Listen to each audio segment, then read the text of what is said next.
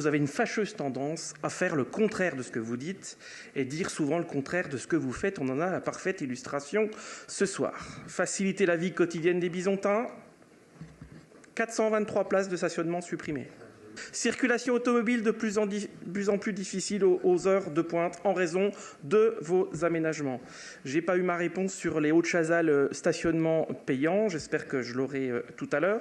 Vous dites dans vos entêtes de chapitre vouloir favoriser le dynamisme de Besançon, encourager l'économie locale. Moi, j'entends les vice-présidents du Grand Besançon Métropole fustiger la volonté de la présidente et des écologistes de ralentir toutes les créations de zones d'activité économique et l'installation d'industries. Ce n'est pas moi qui le dis, ce sont les maires de la périphérie.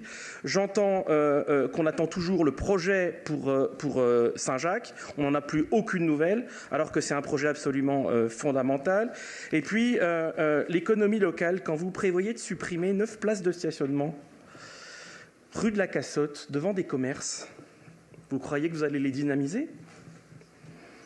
Et d'ailleurs, j'ai une autre question, c'est que j'entends parler de suppression de places de stationnement rue de Belfort. J'aimerais bien aussi savoir si c'est à l'ordre du jour ou pas. Monsieur Bertagnoli, cultiver le collectif en impliquant les habitants. Mais vous vous moquez du monde en écrivant ça dans les orientations budgétaires. Jamais les Bisontins ont été aussi peu écoutés par une équipe municipale. Jamais. Beaucoup se plaignent de ne pas recevoir de réponse à leur courrier. Les réunions publiques sont des mascarades de consultation.